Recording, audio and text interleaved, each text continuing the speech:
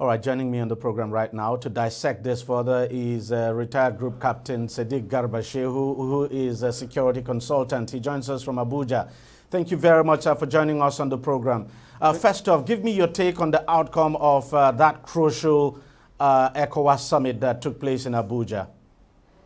Well, the second ECOWAS summit compared to the first, in my own opinion, I see a little of retracing back on the emphasis on military intervention with a twin approach of emphasizing both kinetic, or I can say enforcement actions, and non-enforcement actions.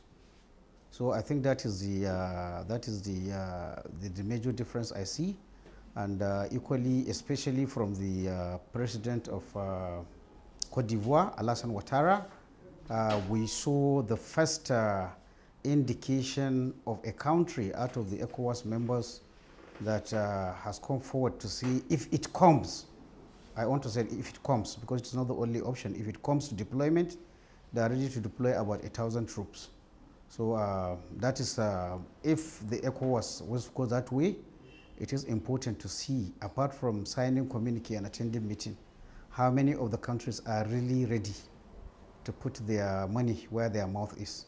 Because a different thing attending a meeting and being part of a communique is also a different thing when we start saying where are the troops, where is the money to do this operation. So what do you make by the decision now to start deploying the standby force? Well, even though ECOWAS made it clear that that would only be a last resort, the use of force. The Chief of Defense Staffs to, go and activate. That is the word they use, activate. As a scholar of the African peace and security architecture, I want people to understand from the realization that many Western countries from the 1990s are not really interested in carrying their soldiers into African problems.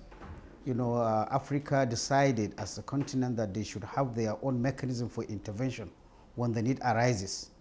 And in doing that, they brought the concept of subsidiarity. What it means, they allowed all the sub-regions, or they instructed the sub-regions to put up standby brigades. Whether it is West Africa, Central Africa, North Africa, East Africa, they are supposed to put brigades now. The truth is that in these different sub-regions, the brigades are at different levels of readiness. I cannot say which one is more ready to the other, but all the same, I think the idea is to have a brigade that is on standby, as the name says.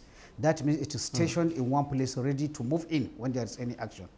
But with due respect, I don't think any of the regions, including the West African, they have such a standby force in place.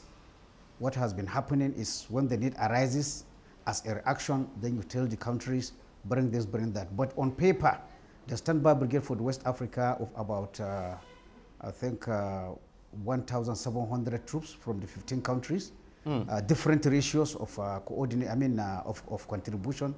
That is supposed to be a brigade that is even on standby here in Abuja. Abuja is supposed to be the headquarters of that ECOWAS standby brigade. But to my own understanding, it is not as if physically the troops are there.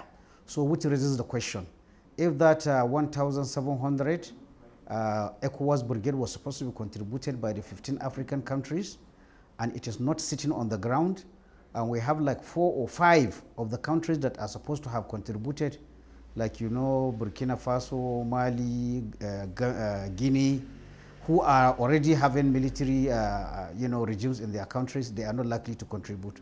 So the question to ask is that where is that brigade going to come from? Are the countries that are willing now going to make up the numbers? Even the countries that attended the ECOWAS summit, the ECOWAS meeting in Abuja, If you think this can actually be resolved through dialogue, considering the fact that the military junta in Niger has so far refused to meet with virtually all the delegations that ECOWAS sent to negotiate with it. Well, let me put it this way.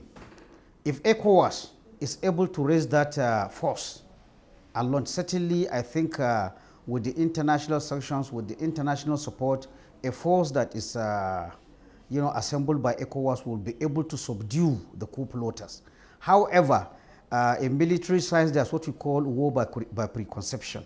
What I mean, it is not sometimes war, there are many other variables. It's not even the number or the equipment that decides.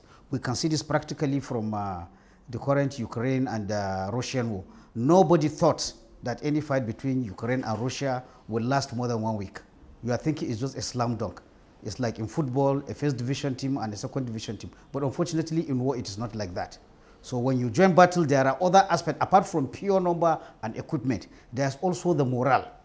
There's also the morale. If the morale of one side is higher, if there's disbelief and fighting for something worthwhile, such a fighter is likely to, to give more problem than somebody who does not have something at stake.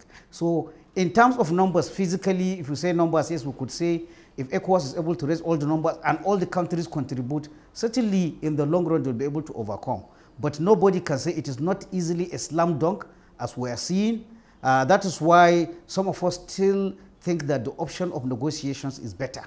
Once you join battle, and that's what I asked, Captain. Maybe you didn't get my point. Yes. What I asked is, do you think this can be resolved through negotiation when the junta continues to refuse to meet with the delegation of ECOWAS? It can still be resolved through negotiation. Why do I say so? Already, apart from the military aspect of it, we know sanctions will certainly hurt Niger. Financial sanctions, movement sanctions, it will hurt them. So if you add those plus negotiation, the issue is when you are negotiating with somebody, you don't corner the person so that there is no escape route for the person. If you don't give any escape route for the people, we've seen it in several countries. When even the ultimatum is exceeded, you could increase the ultimatum, continue working with the sanctions, and continue discussing. And then at the end, it's a compromise. ECOWAS may not get all it wants. The coup plotters may not get all it wants. We have seen a middle level position where, okay, we're giving you 1 year. The issue now is, the question is, will ECOWAS sacrifice in the long run? Will they sacrifice the tenure of Mohamed Bazoum and then maybe look for a short-term military regime to organize election? That's another way of coming out of it without actually going to war. Because what I'm saying, once you deploy forces, the outcome cannot be predicted. It is not always certain. It's not like football that you can say if this side is more and has more weapons, once they join, it will quickly vanquish the other one. It doesn't work like that in war. So putting, everything together, one would prefer negotiation and then continuing with the sanctions rather than the military option. Like I said, the military option is very unpredictable. Well, we may be lucky. At the first instance, they recapitulate very easily. But on the other hand, nobody can be sure of that. So a long protracted, conflict with ECOWAS standby force is not going to be good for anybody. So I would have preferred that we continue the option, extend the ultimatum given to them, and then look at the options of maybe a short regime. Sometimes this is how these things end. But do you think the junta, the military junta in Niger, is making things look possible? Is making a negotiated settlement look possible when it has gone ahead to consolidate its hold on power? It's formed a government. It's making appointments and all of that. You see, each side is trying to prove tough. Each side doesn't want to look weak, and that is understandable. But as the time goes, certainly one side will crack. And I think the side that will crack, it will be the Niger. Because the other side of the ECOWAS, they have, there is jointness, they have support from other countries, so they will crack. But initially, of course, they will show by going ahead to announce a government is not as if they are not amenable.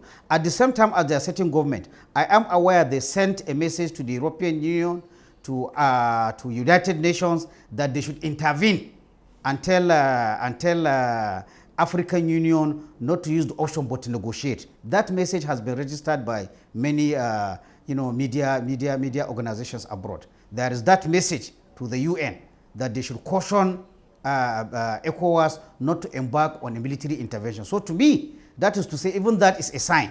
And again, even within the Niger, again, we're hearing, because if you look to some extent in Niger, it's like Nigeria. it is not one country, one ethnic tribe. Where the deposed president is a minority area, and they have a history of how can I say, struggles.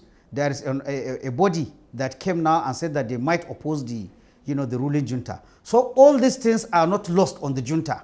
They know their bargaining chips are ending. So of course they would prove tough initially, but I want to believe it is not as if they will not give up. We have seen it in many other countries like that. What do you think could be the consequences if ECOWAS decides to allow this to pass? If they allow the junta to stand? Yes. Definitely there are consequences. Don't get me wrong, I'm not saying that ECOWAS should allow the coup to pass, because that will mean all the gains that have been made on democracy in the West Africa will be lost. And other countries will get the idea, other militaries will get the idea that, look, we can still go back and take a coup. So certainly it's good for all the international community to stand against that. But is the method, is the methodology you use in ending that, opinions differ. As a person, I do not think, I think we should still explore the negotiation aspect, because of the so many variables when it concerns with military operations. So many things could go wrong, but of course so many things should also go right. It's possible maybe as soon as the ECOWAS forces are advancing, these people will flee and leave the area. But it is not something we can be certain of. They might decide to dig in, and in the long run, who suffers? The whole country will go into war, and not only the military junta. As you know, again, what we are hearing, unfortunately for ECOWAS, the people are getting more and more Nigerian citizens behind them. So what does it mean? It means you are not all going to find a group of 15 or 20 military officers. You are fighting, a group of 15 military officers, but supported by a large chunk of Niger population. It will make it a bit messy.